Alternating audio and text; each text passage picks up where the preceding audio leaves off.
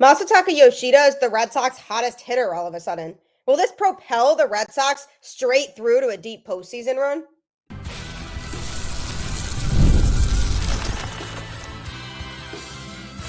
You are Locked On Red Sox, your daily Boston Red Sox podcast. Part of the Locked On Podcast Network, your team every day.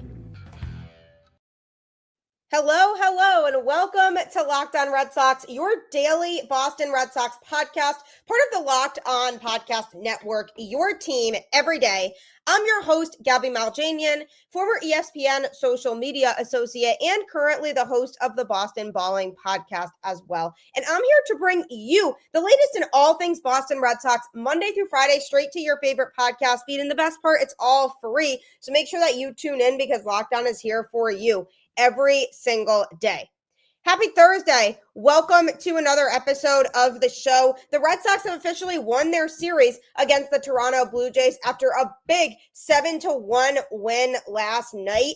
And Masataka Yoshida is a big reason to thank for that win, not to mention the fact that Garrett Crochet shoved once again. I'm going to be talking about all of that on today's show, as well as the Red Sox magic number. What exactly needs to happen today in order for the Red Sox to clinch a playoff spot, and who I would and would not want the Red Sox to face in a wild card series. So obviously things were not looking exactly bright for the Red Sox after a tough series against the A's.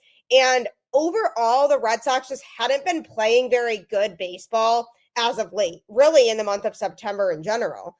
So going into this week, we knew that things would be really stressful with how many teams were really close in the wild card race, and the fact that the Red Sox really would need to buckle down and win games against teams that they've struggled with this year. The Blue Jays are a team that the Red Sox did not win a lot of games against prior to this series this year. And then they go into this weekend playing the Tigers, who they got swept by in Detroit earlier in the year. Although the Tigers are not playing well as of late, completely blew their division lead, which is now held by the Guardians. So lots of different scenarios here. But the Red Sox this week have looked good and have won baseball games. And one player who has stood out in particular is Masataka Yoshida, who is the Red Sox hottest hitter right now. The Red Sox won 7-1 last night against the Blue Jays, and Masataka Yoshida in that game went 2 for 5 with a home run and 2 RBIs. He's up to a 60 batting average on the season of 260 with an on-base percentage of 302 and a slugging percentage of 376. So again, 260 average, 302 on base percentage, 376 slugging. His numbers continue to climb for this Red Sox team. And the biggest question with Yoshida is consistency. It always has been consistency because we have seen this with him before where he's gone on an offensive tear for a bit of time and then he dips a little bit back into reality and ends up getting back to a period of struggle at the plate. So I'd be worried about this continuing, because past evidence with Yoshida has shown that he hasn't been able to really put together super long streaks of consistent dominance at the plate. But what we're seeing right now is something that, if it continues, could propel the Red Sox into a deep playoff run. Because if you think about it, you also have Cedar Rafaela, who has heated up for the Red Sox too. He in last night's game went 2 for 3 with a run scored and a walk. He's up to a 246 average, 292 on base percentage, and 408 slugging on the season. So between those two, because you have Masataka Yoshida and Cedar Rafaela, who both have been heating up as of late at the plate, if you can get those two really going, then this Red Sox offense has the chance to be really tough to pitch to come playoff time. What Masa is doing right now is really fun to watch. He had only 2 home runs, one of them being against a position player this season, before blasting last night's 399-foot solo shot off future Hall of Fame pitcher Max Scherzer during the 5th inning. So through his translator last night, he said that feeling, the home run, that's something I've kind of forgotten. It finally came back, so I'm really glad. I mean, the fact that he had forgotten that feeling shows how very little he hits home runs. So He did stroke an RBI double in the first inning, which made it 1-0. And then his solo home run in the fifth inning increased the Red Sox lead to 4-0. So he was a big story of that game and drove in a couple of the Red Sox runs. This was his fourth straight 2-hit game. He has had 6 multi-hit games in his past 8 games. So clearly he's the Red Sox hottest hitter at this specific moment. And he talked a little bit about adjustments that he's made. And he said, I think it all comes down to being aggressive in the zone from the first pitch. And I think I'm able to put the bat path underneath the ball and backspin it and make hard contact. So I think that's the key. He struggled after he returned in July from major offseason shoulder surgery. And it was weird because for a lot of the beginning half of the season, the Red Sox weren't really giving an update on him. So we didn't really know when he was going to be coming back. Then they traded Rafael Devers to the San Francisco Giants. And then the urgency of getting Masa back seemed to be pushed forward a little bit more. So then they pushed the urgency of him returning sooner rather than later. So he came back in July and he went 32 for 141, which is a 227 average with a 279 on base percentage, 326 slugging percentage, and 605 OPS in 43 games from July 9th to September 13th. But ever since then, in his past 8 games, he's 13 for 32, which is a 406 batting average with 3 doubles and 1 home run. So obviously, he decided going into mid-September that he had to adjust something, and it's really working out well for him as of late. And he was asked actually if he feels like he's about to go on an extended hot streak, and he said, honestly, I'm not sure, but any way I can help the team, that's my mentality. 20 of his last 33 batted balls have also been hard hit. Alex Cora said the guy can hit. He was banged up, and that's the reason he wasn't hitting the ball in the air. Last year, he had a major surgery. It took him a while to get going. He's getting the at-bats, and now he's hitting in the middle of the lineup. All of his last 7 starts have come in the cleanup spot, which is interesting because the first game that Cora put Yoshida in the cleanup spot, people were like, why is that happening? And as it continued, he started to continue to put him in that spot. And people were like, why is Yoshida batting fourth? But it's worked out for him. And it goes to show that, Alex Cora knows these players and knows what could be best in terms of where they hit in the lineup. So Alex Cora did also say this guy has done it before. He did it in Japan. He won championships. He carried the offense over there. And right now he's doing an amazing job for us. He said he's been putting in some early work too. Yoshida said that. He said, I've been getting into the clubhouse early, working with the hitting coaches. Thanks to them. I'm really thankful for putting that work in every day. And I think I've been able to show what we've been working on in the cage on the field. He's also really excited about getting his first taste of the MLB postseason. The Red Sox magic number to clinch a postseason spot now is 1, which I'm going to talk about a little bit later on the show. But he said even during the regular season, the fans are electric. But I've talked to a lot of people here that have experienced the playoffs, what it feels like to play playoff games at Fenway. And everybody's been saying it's going to be really electric. So I'm really excited. So that's good to hear from him. Hopefully that attitude is fueling his ability to continue to perform well because he has this added motivation of saying, I can't wait to be part of the postseason party in Boston. So what he's doing offensively right now has helped propel the Red Sox as of late, and it has really helped the offense. And the offense definitely needed a bit of a shakeup because they were struggling to score runs, especially with runners in scoring position for a huge portion of this last month of the season. So putting Yoshida in the cleanup spot probably helped the Red Sox to shake things up a little bit for the good. And Alex Cora will probably keep him there unless he starts to struggle a lot again. So for right now, we need this. This is the perfect time for Yoshida to get hot at the plate. My biggest concern, though, is this a temporary thing, or is he going to be able to continue to implement this plate discipline and his ability to lift the ball in the air all the way through the postseason? Because yes, he's playing well right now, but if he starts to struggle again, that's another bat that the Red Sox could lose out on benefiting them in the playoffs. So I'm really hoping that this is something that continues. But right now, I'm really enjoying what Yoshida's doing. He's putting the ball in the locations that it needs to be put in. He's making hard contact and he's making it hard for pitchers, as opposed to what we've seen a lot of from him, which is kind of lazy swinging at just the fastballs and making weak ground ball contact. So he's moving away from that a little bit. So I'm hoping that that continues for him, because he's certainly been a key part of the lineup as of late. And one player that goes without saying that has been a key piece of this Red Sox team all season long is Garrett Crochet. Did he just pitch his way back into the Cy Young conversation last night? If you like sports betting, or if you've never tried it before, you 100% should check out FanDuel. The NFL season is here, and FanDuel is making sure you're ready for kickoff with a can't-miss offer. Right now, new customers can bet just $5, and if your bet wins, you'll get $300 in bonus bets to use across the app.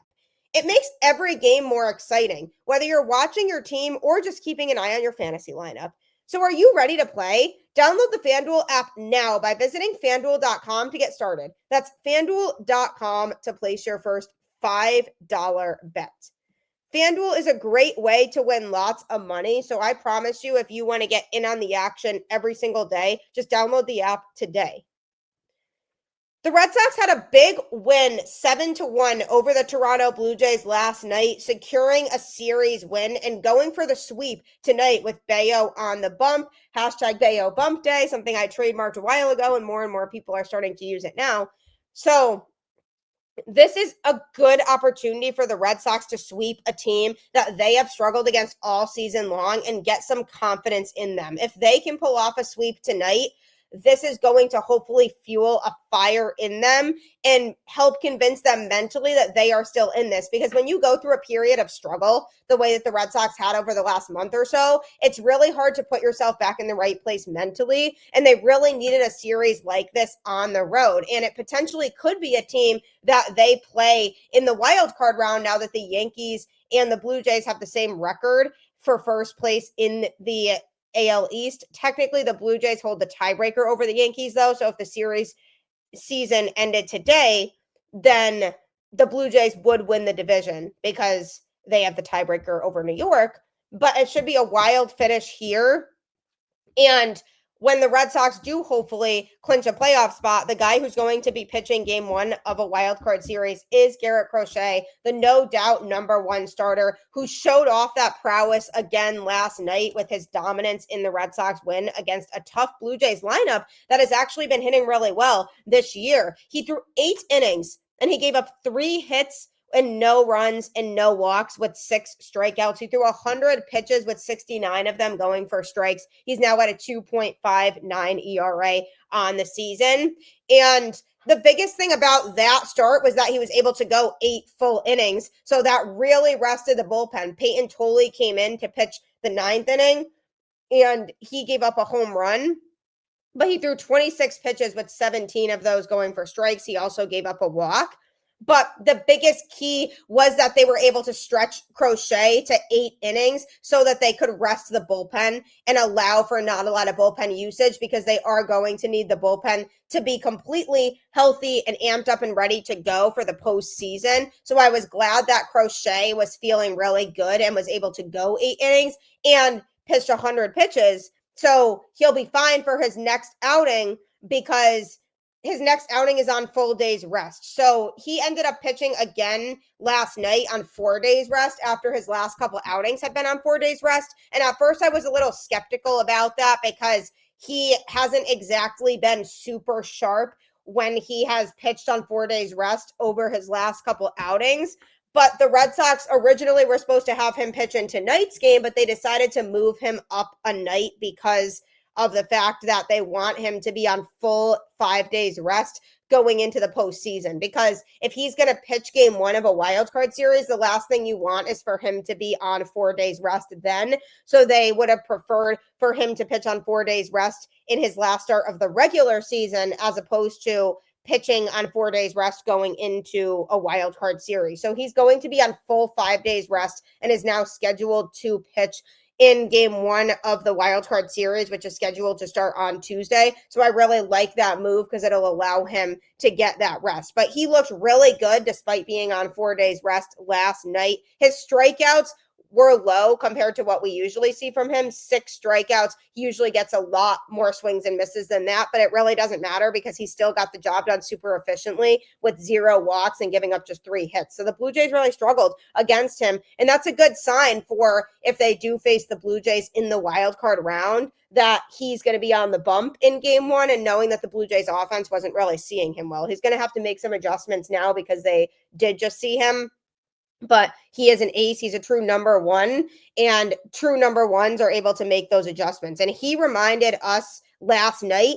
of why he's even been in the Cy Young conversation. And for the longest time, I thought that he wasn't going to be considered anymore because he had a couple really bad outings that were just so uncharacteristic of Garrett Crochet. So I thought he kind of pitched his way out of the Cy Young conversation due to those outings. But now it appears that he may be back in the conversation because of the fact that Tarik Skubal hasn't been insanely sharp in his last couple outings. So it's interesting because Tarik Skubal, for the entirety of the season, was the top choice option for Cy Young, with Garrett Crochet closely behind in second.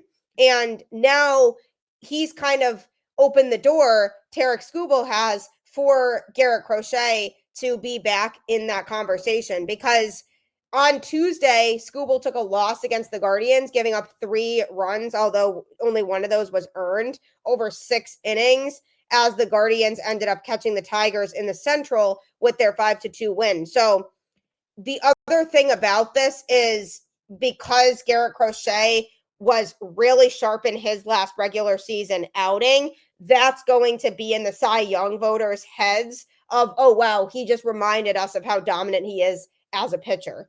So the fact that Crochet's done with his regular season starts, Skubal might not necessarily be, because Detroit could send Skubal back to the mound on Sunday for the last game of the regular season, which is against the Red Sox, if the Tigers' playoff chances are on the line, because the Red Sox likely could secure a playoff spot tonight, which means they definitely won't roll Crochet back out there, nor would they probably regularly, because he would be on 4 days rest again.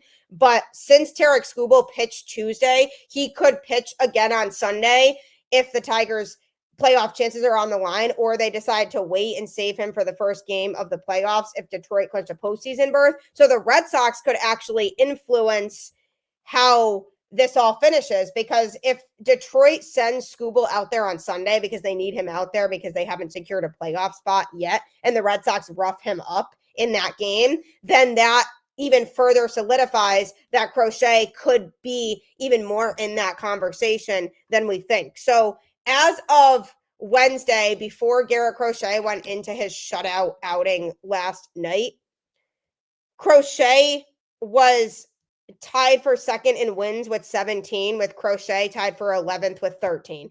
Skubal leads the league in ERA with a 2.21, whereas Crochet is in third with a 2.59. He was at a 2.69 prior to his outing on Wednesday. Crochet leads the league in strikeouts. He actually was the first pitcher in baseball to get to 250 strikeouts last night, and he was able to strike out 6 in that game, putting him at a total of 255 strikeouts, because he was at 249 prior to that game, whereas Skubal is second in strikeouts with 241.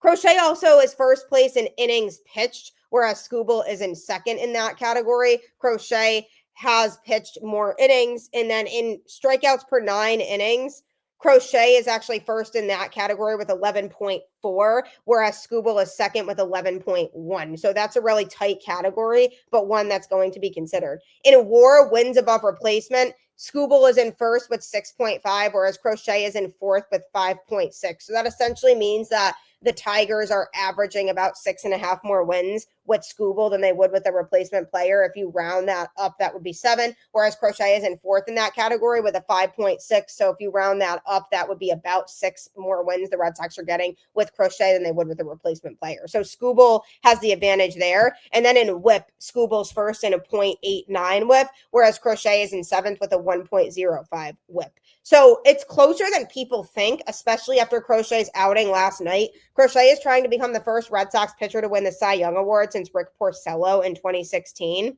And assuming the Red Sox don't bring him back on short rest for the regular season finale, and assuming the Red Sox qualify for the postseason before that, he is lined up to start game 1 of the AL wildcard series. So he is going to be pitching again very soon, but likely on regular rest. So he should be well set up. So it's going to be a wild finish in that regard, but don't count out Crochet just yet when it comes to his chances of winning the Cy Young. He actually talked about his start last night and said, I don't intend on that being my last one. He said, we still got a lot of games that we intend on playing, and I don't intend on that being my last one.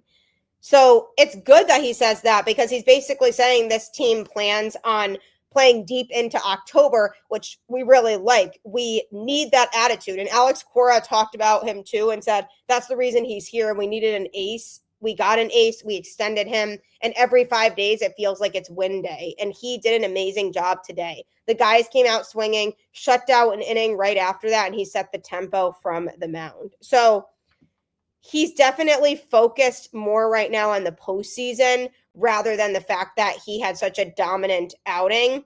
And surely it secured a dominant regular season for him. So it's really exciting, the fact that we have Garrett Crochet here for the foreseeable future. And I cannot wait to see what the future holds for him, because he truly had a phenomenal season and was everything the Red Sox asked for and more. So hopefully he can bring that same fire to the wild card series. And speaking of the wild card series, the Red Sox have a really good chance to clinch tonight. How can we make that happen? That's coming up next.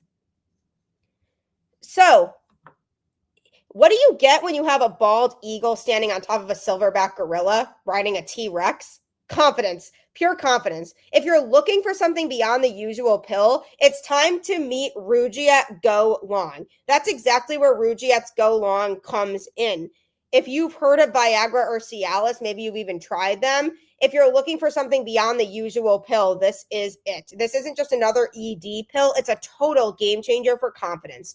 Go Long combines 2 doctor-trusted medications in one dual-action formula, so you can get hard and go the distance. Ready to level up your confidence in the bedroom? Head to rugiet.com and use promo code LOCKEDONMLB for 15% off your first order. That's rugiet.com, promo code LOCKEDONMLB. Make sure to use our code so they know we sent you. It's a great investment, I'm sure. So you might as well check it out today and get that 15% off your first order. Well, only a few more games to go here with the regular season as we get ready to conclude, which is crazy because this season I feel like flew by, and it was a much more fun season of Red Sox baseball than we've seen over the last few seasons. And sure, it has come with frustration, no doubt about it, but there were also so many highs this season that it felt like they have started to outweigh the lows, especially if it results in them securing a playoff spot, because Craig Breslow and Sam Kennedy were emphasizing so much before this season started that they wanted to make the postseason this year. And it's looking very likely that they're going to make that happen. They went and made some moves in the offseason to make them a team that can be a contender. And now the focus is on how deep can they go. So the Red Sox have a really good chance to clinch a postseason spot today, and only one of these two scenarios has to happen. So because they have the tiebreaker over the Houston Astros, this works really well in their favor. The Athletics beat the Astros last night. So therefore, the Red Sox magic number to clinch a playoff spot right now is down to 1. The Red Sox have 2 ways in which they can clinch today. Either the A's beat the Astros or the Red Sox beat the Blue Jays. They don't need both of those things to happen. Just one of those needs to happen in order for the Red Sox to clinch. So the A's and Astros actually play at 3:35 p.m. today. So that game should be wrapped up before the Red Sox even take the mound for their series finale tonight at 7:07 p.m. Houston will have Framber Valdez on the mound, who's 12-11 right now with a 3.75 ERA, while the A's will send out JT Ginn, who's a 4-6 record with a 4.57 ERA. And then for the Red Sox, Brian Bayo's taking the mound. He has an 11-8 record with a 3.34 ERA. while the Blue Jays will do a bullpen game and send out Lewis Varland as a starter. Shane Bieber was actually slated originally, but he's been pushed back to Friday. So based on those matchups, the Red Sox definitely can work this in their favor with Brian Bayo on the mound. And so theoretically, they could have a postseason spot clinched before they even play tonight, which would take a lot of pressure off. Obviously, they are still playing for seeding, which is the biggest thing that they would be focusing on if that were to happen. But at least then we could go into tonight's game knowing the Red Sox are going to be in the playoffs. It's just a matter of who they play in the first round and where they go. So if the Red Sox do clinch, it would be the first time the Red Sox have made the postseason since 2021, which is great progress from what we had seen. They are currently 87-71 on the season and remain in the number 2 wildcard spot in the AL. They own a 2-game lead over the Tigers, which are the number 3 wildcard team at the moment, and a 3-game lead over the Astros, who are on the outside looking in with 4 games to play. So essentially, because they're 3 games ahead of the Astros right now, even if the Astros were to win tonight, if the Red Sox also win, that would put the Red Sox 3 games ahead with 3 to go, and that would make it impossible for the Astros to catch them. So definitely need one of those 2 things to happen. The Red Sox odds of making the playoffs right now shot up to 99.6% with last night's outcomes in the American League because of the fact that they won and the Astros lost. But who the Red Sox will play still remains up in the air. The Yankees beat the White Sox and are now 90-68 as of last night. They're tied with the Blue Jays atop the AL East, but Toronto technically is on top thanks to their winning record against the Yankees during the regular season, while New York is currently the number 1 wildcard team. So if they finish with the same record, the Blue Jays would win the division. And the Red Sox sit 3 games back of both teams. So the Red Sox technically still have a chance to win the division, but they would need to win out, including their game against the Blue Jays and 3 against the Tigers at Fenway Park. And they would need both the Yankees and Blue Jays to lose the rest of their games. So the likelihood of them winning the division is incredibly slim, but you never know. Anything can happen in baseball. The path to the number 1 wild card is also similarly difficult for the Red Sox because they are 3 games behind the Yankees, who have the top spot. So it's looking more and more likely that they will be the number 2 wild card team, which means as of right now, they would go to New York for the wild card series. So that could mean maybe Toronto if the Yankees end up winning the division, or it could mean the Yankees. And then if the Red Sox end up sliding back into the number 3 spot, because if they go into their series against the Tigers and they don't play well and the Tigers pass them, then they would play the winner of the AL Central, which in this case right now would be the Guardians. So they would go to Cleveland, who are red hot right now. So if the Tigers end up jumping them, then they would go to Detroit, or they would go to Cleveland if they win the division, if the Red Sox end up with a number 3 wildcard spot. So there are still lots of moving parts here, and it's looking like the Red Sox will clinch a spot, if not today, hopefully tomorrow. And then it'll be determined whether they play the Yankees, Blue Jays, Guardians, or Tigers on the road in the postseason. But who would I prefer for them to play the most out of those teams? I have to go with the Yankees. And here's why.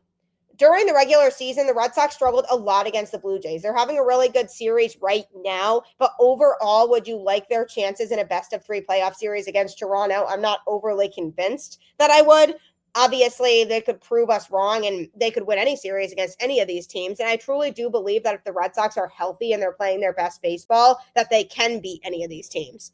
The Guardians, they did play really well against this year too. So I would like that matchup a lot better than I would like a matchup against the Tigers. I feel like the Red Sox would struggle against the Tigers. The Tigers pitching gave the Red Sox trouble earlier this season in Detroit. So I think the Guardians are a more beatable team there. So then you look at the Yankees, who the Red Sox have dominated all season long. 9-4 record against them, including a 5-2 record at Yankee Stadium. So they have shown that they can win at Yankee Stadium, but the environment at Yankee Stadium during the postseason can be really hostile. So the Red Sox just have to be prepared for that if they go there. So essentially my order of preference in terms of who I would want to play in that wild card round would be the Yankees first. That is the team that I think is the best matchup for the Red Sox, that they have the best chance of being able to beat, especially with the fact that the Yankees bullpen is shaky and isn't all that reliable. So the Red Sox could use that to their advantage. Then I would say the Guardians are number 2 because I like the matchup there. I think they're a beatable team. The Red Sox definitely have the edge when it comes to the offense. The Guardians offense right now is relying on a hot streak and just a lot of luck. They don't have a lot of hitters who are super insanely talented that are putting up crazy numbers. So I think the Red Sox could beat them out in that way. Then I would say probably the Blue Jays, because at least they are a division opponent. So the Red Sox have seen them multiple times this year. So if they do have to see the Blue Jays, they at least know more of what to expect. Whereas with the Tigers, they only see them a couple times a year. And that Tigers team is tough to the point where they are struggling right now. But if they get hot, they could be an insanely dangerous team to the point where they could win the whole thing. So I think that would be the team I would want to see the least, with the Yankees being the team I'd want to see the most. So we'll see how that all plays out, but it would be really exciting if the Red Sox clinch a postseason spot today. That would be 100% ideal, and it would be really nice if the Astros lose and the Red Sox clinch it before they even play. But we'll have to see. That would mean the A's beat them again.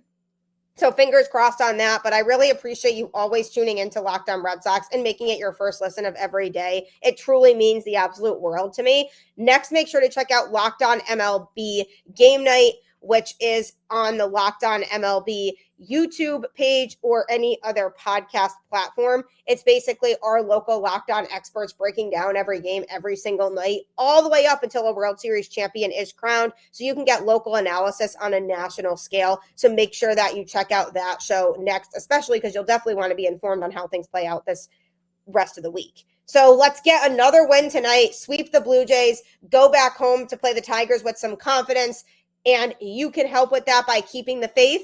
Go Red Sox, and I'll catch you on the flip side.